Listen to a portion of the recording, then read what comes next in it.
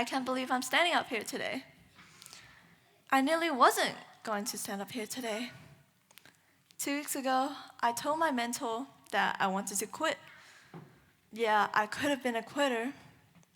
I thought I was different to a TEDx speaker, in a bad way. I felt like a fraud because everyone was encouraging me, telling me that I can do it. To not disappoint them, I will always say I'll keep going. But in fact, I would never believe that my words would be heard. The moment I mumbled the words, I want to quit, she looked at me in the eye like I was crazy and she asked me, why would you want to quit? You're an inspiring, passionate young woman. But I knew that public speaking is about sharing your stories, being passionate, and using that passion to inspire people, to light that spark in them. That was exactly what I didn't think I was good at. Just like many people, I will often hear others telling me, Lora, there's so many people on this world. There's 8.2 billion people. No one cares about what you have to say. Everyone mind their own business. Your stories, they don't matter. Your voice, not important. Not at all. That eventually shaped the way I view the world. In case if any of you want to know, I used to be a little girl who would talk hours and hours about my hobby, the things I liked and disliked. But after years and years of being told that no one cared, I stopped expressing my thoughts. I stopped sharing my opinions, and I shut up. Now the question is, why am I here then? What's changed? How did I go from saying nothing to standing here tonight? I could have just quit and stayed silent forever. But for once, I told myself I would speak up. Even if I felt like I couldn't, I would. And I asked myself, if I can always speak up for my friends, why can't I speak up for myself? Then I realized one of my fundamental beliefs is that everyone has stories, unique stories to share, and they are worth sharing. But just like me, you might also choose to keep those ideas to yourself, even if they're important, even if that's not what you want to do. This is what really interests me. And I wanted to know one thing. Why? Why is it that we know it's so important to speak up, but still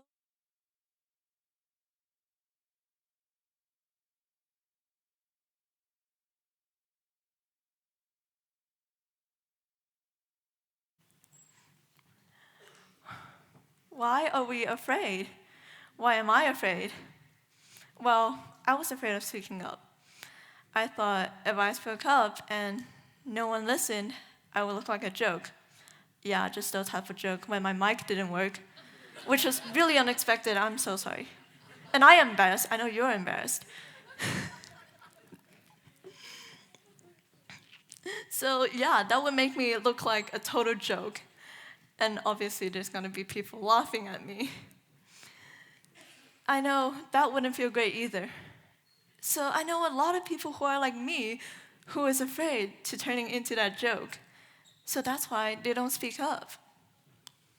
Honestly, don't you think it's so common that people stay silent even though they're screaming inside? This curiosity drove me to do some research. From my observation, only a few students on average would speak up during lessons. According to the Australian Institute of Health and Welfare, less than 1 in 2 students report being bullied. A professor of social science and psychology at Stanford University, Albert Bandura, shared with us that people learn to stay silent as a way to protect themselves. This may sound very strange, but let's have a think. How many of us here has been rejected, received negative comments, or even being ignored for saying something? I believe many of us here would have experienced conflict, rejection, or even being ignored for speaking up. In some countries where there are race or gender inequalities, people are even forbidden to speak. So after our ideas keeps getting rejected, ignored, or even forbidden, our brain would tell us, if you speak up, bad things will happen. So speaking up eventually gets linked to conflict, fights, arguments, and trouble. But the more we keep our ideas hidden, the more it becomes a habit, a mindset telling us to never speak up for ourselves, to never speak up for others. But is it really right to shut up? Is it really wrong to be loud and speak up? I want to challenge this mindset. And here's what I did to help myself speak up. First, I started small, really small, just by whispering to myself or talking to myself in the mirror. I whispered about the things that I want to speak up about, no matter how small or big. It was as small as, I want to hang out with my friends tomorrow. Or it could be as big as, I don't want to see anyone being treated unfairly anymore. And little by little, those whispers grew louder and louder. That is when I felt heard. First, just by myself. I felt like my ideas could be seen. The second thing I learned is to believe in the changes your words can bring. I know it may sound easy, but I am still learning it. It started on the day I told my mentor that I wanted to quit. I told her my story of my words being ignored. And she told me, Lora, your experience is what will make you a great speaker. She believed in the value of my words. And that slowly influenced me to believe in the power of my stories. So, if you're like me, then borrow the belief from someone else, a friend, a family member, a mentor. Borrow their beliefs until you believe in the changes your words can make. The very last thing I want to say to everyone here, including myself, is to just speak up. The most important thing shutting up has taught me about speaking up is probably how truly great it felt to be heard after being unseen for such a long time.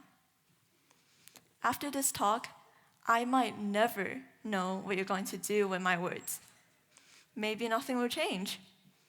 Still, perhaps you might go home tonight and whisper something to yourself that you want to speak up about. If you start speaking up, someone else will hear your story, and that might inspire them.